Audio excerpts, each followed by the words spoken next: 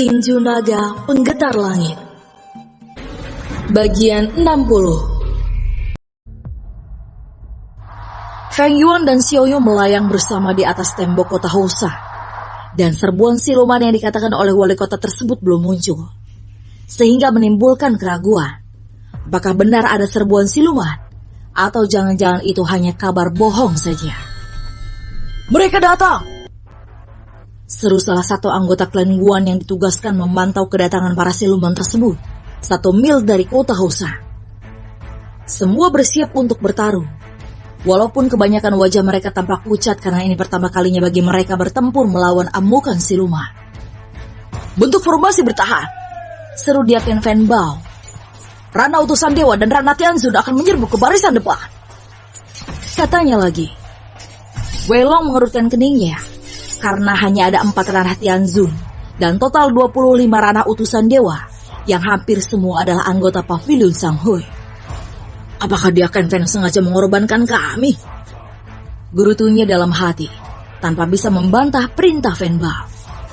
Manajer Pavilion Sanghui juga merasakan hal yang sama dengan Wei Long. Padahal mereka tidak memiliki tanggung jawab apapun untuk melindungi kota Housa. Mereka ikut membantu karena ingin mempermalukan klan Xiao saja. Tetapi malah berakhir mereka yang dipermalukan. Manajer Pavilion Sanghui mengangguk pelan pada Wei Long yang langsung memerintahkan 20 ranah utusan dewa bawahannya maju ke depan. Dari klan Xiao, hanya Xiao Yu saja yang maju ke depan karena Patriark Xiao Yan dan para penatua cuma ranah inti jiwa saja. Sedangkan Feng Yuan tetap melayang di atas tembok kota Housa. Feng Yuan mengedarkan energi spiritualnya mencari di mana kultivator yang mengendalikan para siluman. Yang bola matanya kelihatan putih saja dan tidak pernah berkedip tersebut. Sepertinya kultivator yang mengendalikan mereka memiliki basis kultivasi yang sangat tinggi. Gumam Feng Yuan sembari melepaskan niat pedang ke arah ratusan siluman yang mendekati tembok kota Housa. Semua kultivator dari kelima klan segera melakukan serangan terkuat mereka kepada ratusan siluman tersebut. Begitu juga dengan keempat ranah Tianzun yang dengan mudah membunuh para siluman yang cuma setara ranah perempaan tubuh tahap Tian tersebut. Hanya dalam setengah batang dupa saja, ratusan siluman tersebut langsung hancur di tangan kekuatan gabungan berbagai kekuatan di kota Housan tersebut. Ternyata para siluman itu sangat lemah. Xiao Yun tertawa bangga karena berhasil membunuh 4 siluman banteng. Jangan cepat bangga, bisa saja masih ada serbuan siluman lainnya. Selaguan Duan yang merupakan ranah alam langit, sama dengan basis kultivasi Xiao Yun. Fan Bao merasa heran, kenapa basis kultivasi para siluman tersebut sama, sehingga ia tidak memerintah mereka untuk bubar, dan menunggu apakah masih ada serangan lanjutan. Beberapa anggota keempat klan kecuali klan Xiao langsung memungut mayat siluman, padahal Fan Bao belum mengatakan keadaan sudah aman, tetapi mereka tersabar, takut tidak kebagian mayat siluman tersebut. Sedangkan para patriark mereka hanya berpura-pura tidak memperhatikan mereka. Mereka datang! Seru Feng Yuan memiliki intuisi lebih tinggi dari yang lain, karena ia sudah terbiasa berburu siluman di Kekaisaran Su dulu. Yang ini jauh lebih kuat. Segera mundur! Katanya lagi pada beberapa anggota klan yang sedang memungut mayat siluman. Mereka langsung mengedarkan energi spiritual dan tidak merasakan keberadaan siluman yang dimaksud oleh Feng Yuan. Sehingga mereka menyangka klan Xiao cemburu karena tidak berani mengambil mayat siluman. Abaikan saja dia, seru salah satu anggota klan Li. Kalau kamu mau ambil, ambil saja sendiri, tak ada yang melarangmu, sahut anggota klan Guan. Betul, padahal murid terkuat di benua Xinyu, tetapi tidak berani mengambil mayat siluman. Anggota klan Wu menyindir Feng Yuan. Aduh, jangan salahkan aku bila kalian tidak sempat kabur saat para siluman itu muncul. Feng Yuan menghela nafas panjang, kesal dengan sikap keras kepala mereka. Fan Bao dan manajer Pavilion Sanghui merasa tak ada yang mendekat, sehingga keduanya menatap heran pada Feng Yuan. Dia kelihatannya sangat yakin sekali dengan persepsinya. Gumam manajer Pavilion Sanghui yang sebenarnya ingin ikut-ikutan mencibir Feng Yuan, namun karena ada Diaken Fan Bao di sini, makanya ia tak berani melakukannya. Xiao Yu langsung menarik pedang bulan dari sarung pedang di punggungnya, sehingga semua mata tertuju padanya. Mereka bertanya-tanya, sejak kapan klan Xiao memiliki senjata roh kelas surga? Padahal senjata seperti ini hanya dimiliki segelintir orang saja. Klan Xiao benar-benar bangkit kembali. Kalau anak ini dibiarkan berkembang, maka ia akan menjadi monster yang mengerikan di masa depan. Gumam sesepuh klan Guan dengan tatapan penuh niat membunuh pada Xiao Yu. Xiao Yu menoleh pada sesepuh klan Guan dengan tatapan dingin, seolah-olah mengancamnya, sehingga sesepuh klan Guan tersebut menarik kembali niat membunuhnya karena takut klan Guan dihancurkan oleh Diaken Fanbao. Kenapa aku malah takut dengan tatapannya ya? Sesepuh klan Guan merasa pundaknya terasa dingin, padahal Xiao Yu tidak berkata sepatah kata pun. Tak berselang lama, rombongan siluman kembali muncul. Namun yang muncul adalah siluman yang setara ranah alam langit, hingga alam utusan dewa, serta ada beberapa ranah Tianzhu. Mereka yang sedang memungut mayat siluman langsung kocar-kacir kabur ke arah benteng kota. Tetapi kecepatan lari mereka kalah dari para siluman yang memiliki basis kultivasi tinggi, sehingga mereka langsung tewas seketika. Kelima patriark merasa cemas, karena ahli bela diri kota Housan jelas kalah jumlah dari para siluman tersebut. Kini mereka akhirnya mengerti. Ternyata peringatan dari Feng Yuan tersebut bukanlah bualannya saja, namun intuisinya memang tinggi, sesuailah dengan reputasinya sebagai murid terkuat di benua Xinyu. Xiao Yu mengayunkan pedang bulan ke arah para siluman dan langsung membelah siluman badak menjadi dua bagian. Sedangkan Feng Yuan tetap menggunakan niat pedang membunuh siluman yang setara dengan basis kultivasinya. Dari kejauhan, siluman kerah hitam melempar batu besar ke arah tembok kota. Siluman kerah hitam tersebut setara dengan ranah Tianzhu, sehingga batu yang dilemparnya tersebut dialiri energi spiritualnya, dan tak ada yang mampu menangkis batu tersebut. 10 anggota klan Li tewas seketika, bahkan tembok kota ikut hancur. Iya, mengerikan sekali. Gumam Patriark Xiao Yuan mengerutkan keningnya.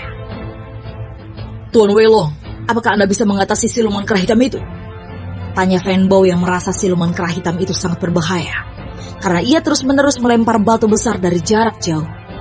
Weilong mengangguk pelan. Tapi Diaken Fanbao harus membukakan jalan ke sana. Karena jarak keduanya cukup jauh dan harus melewati puluhan siluman untuk mencapainya. Jangan khawatir, saut Diaken Fanbao sembari menatap Feng Yuan yang berada di barisan belakang. Murid Feng, kawal Tuan Weilong menuju siluman kerah hitam itu, serunya. Sehingga Weilong terkejut mendengarnya. Diaken Fan!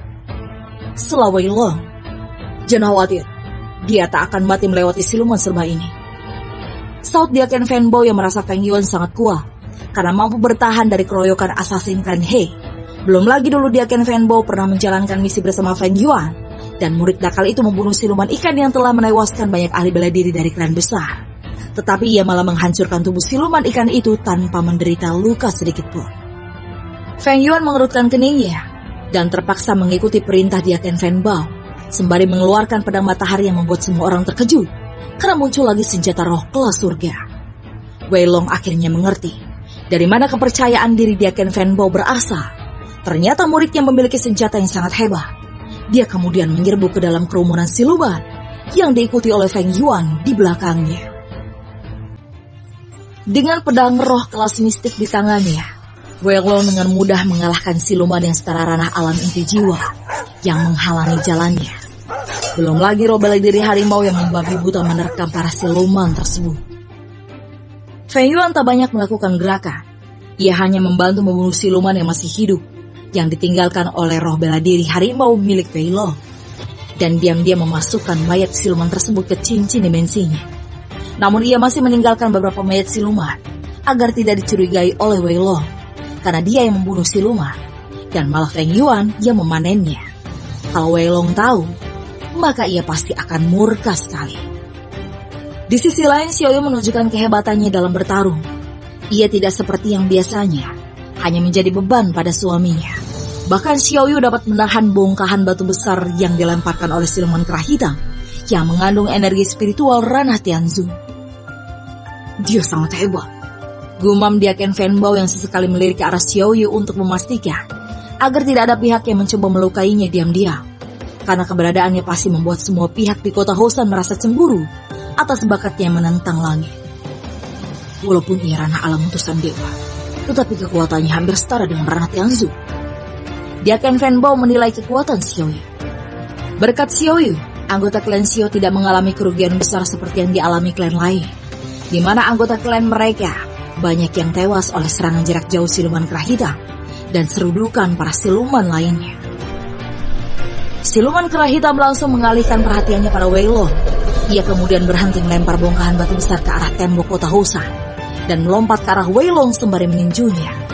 Feng Yuan langsung menggunakan gerakan pertama jurus pedang meteor yang mempercepat langkahnya, sehingga ia dapat dengan gesit menebas belasan siluman hanya dalam beberapa tarikan nafas saja. Namun Wei Long tak menyadarinya, karena ia fokus melawan siluman yang memiliki basis kultivasi sama dengannya tersebut. Feng Yuan kembali mengedarkan energi spiritualnya, tetapi ia belum berhasil menemukan keberadaan dalang di balik amukan siluman tersebut. Apakah ia memiliki teknik untuk menyamarkan diri? Gumam Feng Yuan mengejar para siluman yang mencoba mendekati pertarungan antara Wei Long dengan siluman kera hitam.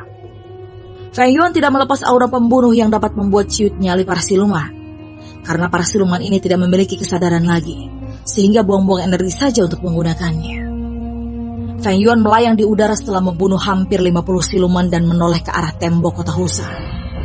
Ternyata sangat kacau sekali. Feng Yuan mengerutkan keningnya, melihat Diaken Fanbao dan yang lainnya tampak kesulitan membasmi siluman yang datang silih berganti tersebut. "Bawa yang terluka ke balik tembok!" seru teriak klan Yuan. Dan klannya lah yang paling menderita dalam pertempuran ini, karena hampir setengah anggota klannya telah tewas, terutama yang memiliki basis kultivasi ranah alam lain. Mereka tak ada habisnya. Gerutu Xiaoyu yang awalnya sangat bersemangat dalam pertempuran melawan siluman ini, tetapi kini ia mulai merasa kelelahan, mengingat ia belum berpengalaman melawan siluman dalam jumlah besar seperti ini.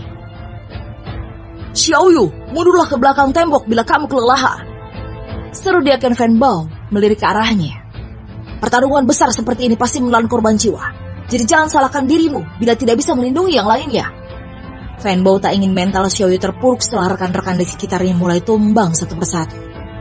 Xiaoyu menggigit bibir bawahnya dan berkata, "Aku masih bisa bertarung, Diaken Fan." Dia tak mau mundur ke belakang tembok, karena ia ingin melindungi anggota klan Xiao yang tersisa. Bahkan Patriark Xiao yang telah terluka dan harus dilarikan ke belakang tembok kota. Di barisan depan, Wei Long kewalahan melawan siluman kera hitam yang memiliki fisik yang sangat kuat, sehingga Wei Long dan Ro bela diri harimau dipaksa bertahan, menahan serangannya. Untung saja Feng Yuan mengamankan wilayah di sekitarnya, sehingga tak ada siluman lain yang membantu siluman kera hitam. Ternyata menantu klan Xiao itu sangat hebat. Gumam Wei Long memperhatikan Feng Yuan yang dengan mudah menebas leher siluman kera lainnya yang memiliki basis kultivasi ranah alam inti jiwa. "Apakah Tuan Wei butuh bantuanku?" Feng Yuan mendekatinya dan pedang matahari telah berlumuran darah siluman. "Tidak," saut Wei Long sembari menarik nafas panjang. "Kamu harus mencegah para siluman itu mendekati tembok kota, karena pihak kita sedang kewalahan menghadapi mereka," katanya lagi sembari menghindari tinju siluman kera hitam yang kekuatan tinjunya itu mungkin setara dengan ribuan gajah, sehingga tanah pijakan mereka langsung hancur berkeping-keping. Feng Yuan dengan gerakan pertama jurus pedang meteor muncul di bawah kaki siluman kera hitam yang tingginya 10 tombak tersebut, dan langsung menebas kaki siluman kera hitam. Tetapi tebasannya hanya meninggalkan luka ringan saja. Namun itu sudah cukup membuat siluman kera hitam sangat marah dan langsung mengejar Feng Yuan menjauh darinya. "Terima kasih, Nak." Wei Long tersenyum lebar dan menebas punggung siluman kera, sedangkan roh bela diri harimau miliknya juga menggigit leher siluman kera hitam yang membuatnya langsung tumbang ke tanah. Wei Long mengalihkan ki pada pedang roh kelas mistik miliknya dan menusuk jantung siluman kera sehingga ia langsung tewas seketika. "Baiklah, kita harus mundur membantu Diaken Fan di dekat tembok kota," seru Wei Long menoleh ke arah Feng Yuan. Di mana anak itu? Gawat, bisa-bisa aku dimutilasi oleh Diaken Fan." Wei Long panik dan menyerang siluman yang ada di sekitarnya secara membabi buta. Namun ia tidak menemukan keberadaan Feng Yuan, sehingga ia menduga-duga anak itu telah tewas dan langsung dimakan oleh siluman. Wei Long segera mundur ke arah tembok kota dan melapor pada Diaken Fanbao, tetapi Diaken Fanbao hanya mengangguk pelan saja, kemudian meminta Wei Long membantu menjaga tembok kota, karena ahli bela diri kelima klan sudah kelelahan dan mereka hanya bisa berharap agar bala bantuan segera datang. Apa yang terjadi Tuan Weilong? Manajer Pavilion Sanghui keheranan melihat ekspresi wajahnya yang tampak kebingungan. Weilong kemudian menceritakan apa yang terjadi saat melawan siluman kera hitam dan menghilangnya Feng Yuan. Sehingga manajer Pavilion Sanghui sangat senang mendengarnya. Karena murid sombong itu akhirnya mati juga. Bala bantuan telah tiba. Seru anggota klan Guan dari atas tembok kota Hausa. Jenderal Wei Huang dari unit perbatasan datang membantu setelah ia menerima pesan dari Patriark klan Guan dan ia membawa 100 prajurit yang sebagian besar adalah randah Tianzun sehingga mereka dengan mudah membendung serbuan para siluman. Salam Biaken. Jenderal Wei Huang menangkupkan tinju untuk menunjukkan rasa hormat pada Fan Bao walaupun basis kultivasinya lebih tinggi karena ia sendiri memiliki basis kultivasi ranah immortal. Namun status Fan Bao sebagai Diaken di Akademi Kekaisaran lah yang membuat Jenderal Wei Huang menaruh hormat padanya. Fan Bao juga menangkupkan tinju untuk menunjukkan rasa hormat dan berkata, "Terima kasih Jenderal Wei telah datang membantu kami. Kalau Anda tidak datang, maka kota Husan ini akan dihancurkan oleh para siluman ini." "Aku merasa para siluman ini seperti dikendalikan," sahut Jenderal Wei Huang, memperhatikan para siluman sehingga ia bingung. Siapakah di antara pihak di kota Husan ini yang telah menyinggung ahli bela diri kuat? Karena yang mampu mengendalikan siluman seperti ini pasti memiliki basis kultivasi yang lebih tinggi dari para siluman tersebut. Benar, Jenderal. Bisakah Jenderal Wei mencari dalangnya? Diaken Fan Bao hanya berharap padanya untuk mengakhiri serbuan siluman tersebut. Jenderal Wei Huang mengangguk pelan dan segera mengedarkan energi spiritualnya, tapi ia tidak menemukan keberadaan dalangnya. Dalangnya sepertinya sangat ahli menyamarkan diri. Jenderal Wei Huang menghela nafas panjang. Sepertinya cara satu-satunya mengakhiri serbuan siluman ini hanya dengan melenyapkan semua siluman yang mendekati tembok kota. Untung saja aku membawa banyak prajurit. Jenderal Wei Huang langsung mengeluarkan tombak roh kelas bumi miliknya dan melempar tombak tersebut ke arah kerumunan siluman. Bersambung.